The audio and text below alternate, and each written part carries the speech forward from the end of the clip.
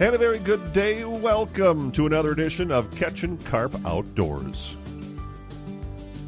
a production of KDUZ, KARP, KGLB Radio, and the Inkstead, Minnesota Radio Network, as we honor Minnesota's great outdoors here on the program. Thank you for coming along here on the program today. And today, we're going to take a little break. It's not just hunting, not just fishing. We're going to take a look at the great light show Mother Nature is putting on right now. Well, today on the program, being in the great outdoors of Minnesota, there's hunting, there's fishing, there's, play football or baseball, do a lot of different stuff. But sometimes just being in the great outdoors means just being in the great outdoors and enjoying the light show that Mother Nature is putting on right now around the neighborhood. And on that note, we're going to welcome in Peter Moe. He's the director of the Minnesota Landscape Arboretum just down the road here off of Highway 5. Good afternoon, Peter. Well, good afternoon, Joel. Happy to be on your program today. Nice to have you on here. And, when I was trying to think of people or topics to talk about, I'm thinking, okay, mid-October, it's going to be a perfect time to talk fall colors because it's going to be really pretty. Little did I know that I think half the trees have kind of just fallen off, and they've maybe a little bit past peak right now, but still is a really nice time of year right now.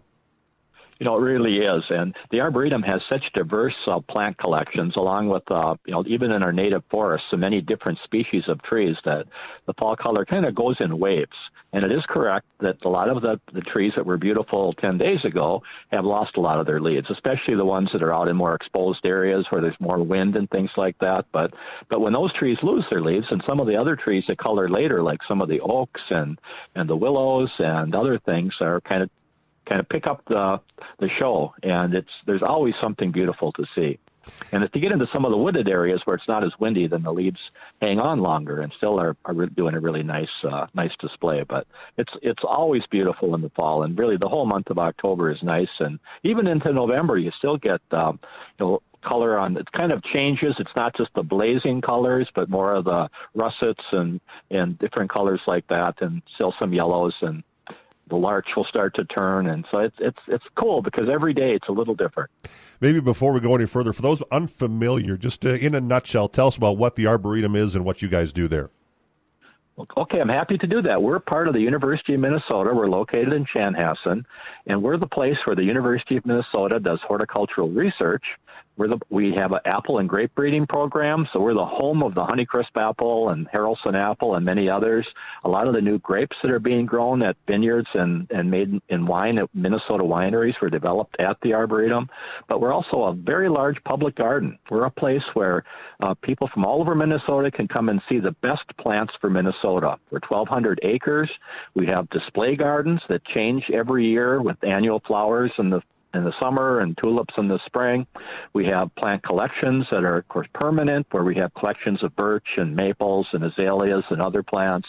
We have lots of native areas, woodland areas that you can hike through or for bird watching. We have restored prairies, restored bog, restored wildflower garden. So there's lots of different things to do, from formal gardens to just beautiful natural areas. We have a wide range of educational programs and a 3-mile drive that you can take, which is one of the best ways to see fall color, but you can stop along the 3-mile drive in a number of locations and get out and hike. And we have miles of paved trails and wood chip trails to really explore. So it's a great place any time of the year, but fall is one of the best seasons. You mentioned that 3-mile drive, and when we're talking fall colors here, yes, I'm sure trees or various different kinds of trees are a big part of the color scene at the Arboretum, but are there other different plants, fall flowering plants and different things like that it's not just trees making this light show for you guys? There is. We have quite a large restored prairie, and the prairie is mostly done blooming now, but there's still some bright native sunflowers and other plants that are blooming. The asters are still putting on a pretty good show. And then in our display gardens and perennial gardens at the Arboretum, we try to include plants that bloom from early spring all the way until fall. That's both because people like to see blooming plants throughout the growing season, but also for pollinators, we all are learning how important it is to have plants that are blooming during every season. So the asters are blooming now. There's Japanese anemones. There's we don't have a ton of mums, but their mums are, of course, a great fall plant. And we haven't had a frost, so we still have flowers on some of our dahlias and other things until we get temperatures a little below 30. And in addition to the blooming plants, we have a very large ornamental grass collection, and that is just amazing. Grasses with silver and maroon and pink plumes and variegated leaves, and some are 9 or 10 feet tall, and other ones are the diversity is amazing. They're both our native grasses, our native prairie grasses, but also ornamental grasses from all over the world. And they're at their peak right now. They're great fall plants. How much you mentioned all these different things that you have there? How much research or how much work goes into trying to pick and choose? Okay, we're going to plant this here. We're going to do that there. We're going to do all these different things and make it a cohesive unit. Well, that's an important part of our horticulturist job descriptions, and these are our people that are really responsible for important parts of the Arboretum, and they're always working on designs for the next year, for ordering plants, and there's so many choices. There's daylilies, there's thousands of different daylilies. We do our visitors a service if we pick we think are the best ones, or maybe the best one with yellow flowers, the best one with orange flowers, the best one with red flowers, and then those are the ones we display. So we really show the best ones, and that's our experienced horticulturists are experts at that, but it does take a lot of time. We just finished planting our 30,000 tulips that'll be blooming next May, and just doing that design, figuring out all the different color combinations and selecting tulips that bloom either at the same time because we want them to bloom together, or that bloom over a period of time so we have flowers for a longer period. There's many different things that go into the design, and that I'm glad you asked that, Joel, because it really we all enjoy seeing it, but we don't always think about what all the work that went into that. And then, of course, we also have an entire research department at the Arboretum that includes scientists and plant breeders that are every year making crosses, trying to find the better azaleas with different colors. Of course, we're breeding apples and grapes, looking for more new introductions that are well adapted for Minnesota, but are real high quality. And there's always more to do because we want to have the best plants available for all of us to grow in our yards or to enjoy at the Arboretum and other public gardens. Well, and for those out there listening, I would guess, and you can correct me if I'm wrong, or you can just update too. There, you have programs too that people can come and we're going to learn about roses, or we're going to learn about tulips, or we're going to learn about some sort of topic trees that people can come and learn how to do things in their garden. Correct? That's right. And this year with COVID-19 has been completely different. I'm sure it doesn't surprise any of the listeners today.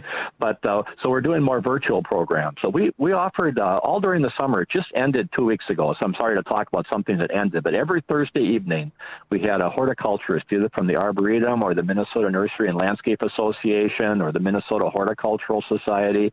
They would talk for an hour on a webinar just about one group of plants. I did one or two, and other staff did them. And we would have 150 people tune into those on a Thursday night in the summer.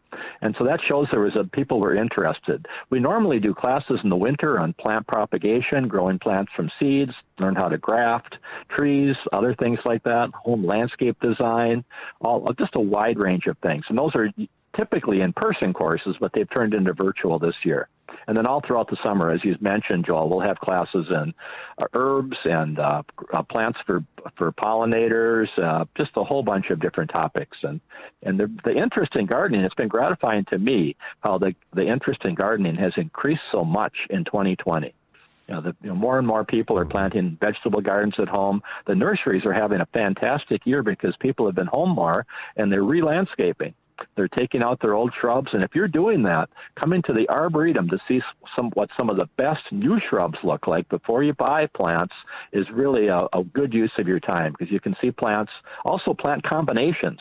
That's one of the things that our gardening staff are so good at is combining plants that have contrasting or complementary foliage, different, some are coarse textured, some are fine textured, all the things that make a garden really interesting. Yeah, and you mentioned you coming and touring the grounds, looking and seeing those different things. Maybe one thing we should mention here before we go any further is people can still come to the Arboretum, but it's just a little different now with the COVID precautions, correct? Yeah, that's absolutely. Again, it's probably not surprising to people, but you do have to purchase a ticket online, and it will be for a specific day and time. What that has done, though, it's actually made the visitor experience, I think, better, because instead of everybody on a Sunday afternoon coming, after church or after the Vikings game, everybody coming at once, people come, some are coming at 10 in the morning, some are coming at 11, some are 1, some are 3, and it means we have parking spaces available all day. None of the areas are too crowded, which is important this summer, and that's why we did that, so people are spaced out. But you do have to buy a ticket in advance, which is easy to do on the Arboretum website.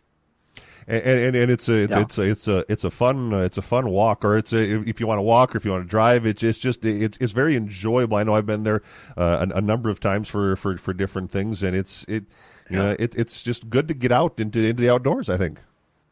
Yeah, you're right, Joel. I'm glad that you've been at the Arboretum. I know you have. And I think one of the things that's cool about the Arboretum is it appeals to any age. Right now it's fall. In addition to the fall color, we haven't even talked about pumpkins and squash and scarecrows and all the colorful fall vines, bittersweet, and all those things. And we have huge displays of everything that I just mentioned. We have really cool scarecrows, some that our staff made, some that volunteers made, and some that were made by Bachman's, a large garden center in the Twin Cities. They're really cool. And then we grow 260 different varieties of squash and pumpkins, and we have a pumpkin tree that's about 12 feet tall. We have just pumpkins and squash every place, and we have a pumpkin house that kids can go in and take photos. It's just a great. So we'll see grandparents and parents and kids and baby strollers, the whole range, and everybody's having a good time. And that's a nice transition, because that was going to be my next question, is because the other time, the other part of fall in Minnesota, not only is it the light show, but you get the orchards are in bloom, and you can pick the orchards. You mentioned the pumpkin. So, what kinds of, as far as those types of things, how are the orchards, how are the pumpkins, how are all them doing this year? Well, this has been a really good growing season. First of all, every crop. Now, certainly it's different individual farms or areas had bad things happen, like really strong windstorms down in Iowa and parts of Minnesota. There was hail in some areas, which is really, really bad for apples. But if you didn't have one of those more localized bad things happen, the growing season has been fabulous. We're growing a lot of vegetables this summer. Instead of doing children's gardening, which we normally do, we've been growing vegetables with some adults that are taking an agricultural training program and donating them to food shelves. And they have literally picked 8,000 pounds of vegetables this summer. And a lot of people in their backyards are having the best tomatoes and peppers and things that they've ever had. And so it's been a great growing season. And our apple crop, we did have some hail, which reduced our crop, but with the apples that weren't damaged by hail are some of the best quality we've had. In order to supplement, to make up for the apples that we lost, we're buying apples from other growers in Minnesota. They're still Minnesota-grown apples, and selling them in our apple house, and the sales have been, we're having record sales. And the Apple House is a fun place to go because you can find apple, in addition to the great apples, Honeycrisp and Regent and Fireside, and that people are familiar with. We'll have some of the numbered apples from our breeding programs that are available nowhere else.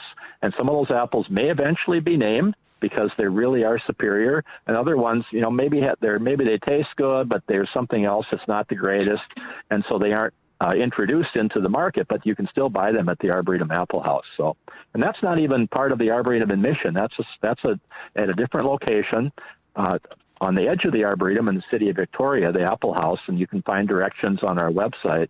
And that's open 10 to 6 all the way into early November. Early December. And you can also buy apple pies that we get from some local bakeries, and apple cider and jelly and jam and maple syrup from the Arboretum, and as well as a lot of fall gift items. So it's a fun experience just to go to the Apple House. Yeah, how as you mentioned, some of those apple varieties don't work, or you don't like them, Yeah. or whatever. How much of that? I mean, because everybody hears about the Honeycrisp, the one that's going blasting off, and it's doing very well, but just as equal is it? Do you have those varieties that maybe they don't work so much? Actually, it's many more are the don't work. And apples are extremely heterozygous, which you have to remember back to your 8th grade biology or whenever you took that. And what it means is that when you could cross two really good apples, you could cross a Honeycrisp with Zestar, two of our best apples. And you collect the seeds in the fall, so you know what the two parents are. You plant the seeds the following spring, and it takes a while to get an apple tree, but some of them are going to taste terrible. They're going to look like crab apples. Other ones are going to be just real bland. But it's actually less than 1 out of 1,000 are actually really, really high quality. So that's why it takes a lot of space. We have, I think, about 20-some acres of seedling apple trees. Not of all of those trees, thousands of trees, there'll probably be only 1 or 2 that will ever be introduced into the market, because they have to be really good. That's our trademark, is these great tasting, crisp, juicy apples that people ask for. They know them by name, and they know that they're the best apples they can find. Right, I think apples to me. You think fall, you think pies, you think all these different things. Bobbing for apples as we kind of turn to some of the events you have in a normal, quote unquote, normal year, kids would be going to Halloween parties and bobbing for apples. But from what I understand, you still do have somewhat of a Halloween little safe party, correct? Yeah, we do. We've been for a number of years. Everybody tries to think of these cool names. Arboretum, and we do that on Halloween Day, October 31st. And kids can any kid with a costume gets a treat in our gift store. And of course, kids are always free at the Arboretum, and so it's and they can all the scarecrows and squash and pumpkins will all still be on display, and that's kind of the end of our fall season. And then right after Halloween, we start removing all the fall materials and getting ready for a big Winter in Bloom exhibit. And you mentioned winter. I want to end there because I was there last year for your winter lights display and all that. Absolutely fantastic for those folks that are looking for a nice winter kind of light display and a nice out in the winter time. I highly recommend the Arboretum. But tell us what you got going on for that this year. Okay. Well, we're going to be doing most of what you saw last year, Joel, which is I think it's just a great exhibit because it's not a drive-through one like so many of them are. You're outside. And last year we did have pretty nice weather. If it's really cold, you have to be dressed for it because it's almost always it's an outdoor exhibit. But it's not typical holiday lights like you might see in your neighborhood wherever you live. We've worked with some custom light artists that have made some giant lit water lilies. We have an apple tree. We have forsythia flowers. We have a lot of things that relate to Arboretum programs. We have developed hardy forsythia. We don't really develop water lilies, but we display them. And so unique light exhibits that you don't see anywhere else. And you walk through the Arboretum gardens, the same gardens you walk through during the growing season, but you really don't even realize you're in the same place because they're transformed. You walk under lit tunnels, and you see all sorts of just different types of lights that you haven't seen anyplace else. Our staff are really creative. It takes about it's only about 45 minutes, but then you can also do it in stages because the buildings are open, so you can go out and see half of it, go in and warm up. You can get some hot cocoa or a glass of wine and then go back out and see the rest of it. And so it's it's all ages. And it's so fun for me to come and just see everybody having a great time and taking photos. And it's really fun to be outdoors in the winter. You don't have to be skating or skiing. You can be out at the Arboretum, walking through the gardens and just seeing a completely different experience than you did any other time of the year. Well, we could probably talk for a while here. Our time's just about running up, and maybe that's the thing. Maybe we'll have to call you back sometime in a different month, and maybe in the next year, and we'll talk more about some of the things you got going on because there really is a lot that you have throughout the course of the 12 months. You guys got a lot to do there. Yeah, well, I'm always happy to talk with you, Joel. And I know that your whole listening area is really not far from the Arboretum. And so I hope that many of the people listening today will come to the Arboretum and bring their friends and relatives. For more details, I know you got a website. Give a little plug for that and where folks can go. Yeah, arb.umn.edu. arb.umn.edu. Sounds good, Peter. You have yourself a good day. Yeah. Thanks. Nice talking with you, Joel. Nice talking with you. Peter Moe, Director of the Minnesota Landscape Arboretum. And a big thank you again to Peter Moe of the Minnesota Landscape Arboretum over in Chanhassen. It's a very nice little drive over there, very easy to get to, and we appreciate him for coming on the program here. If you're watching this program on YouTube, I'll try and put a link to their website on there so you can go to it. Otherwise, if you're just listening on a normal podcast venue, just Google Minnesota Landscape Arboretum, and it'll take you right there. They got a lot of great programs, a lot of great stuff on their website as well. Thank you for tuning in here today on Catchin KARP Outdoors.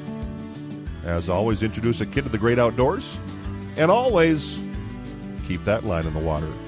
I'll talk to you next time here on Catchin KARP Outdoors.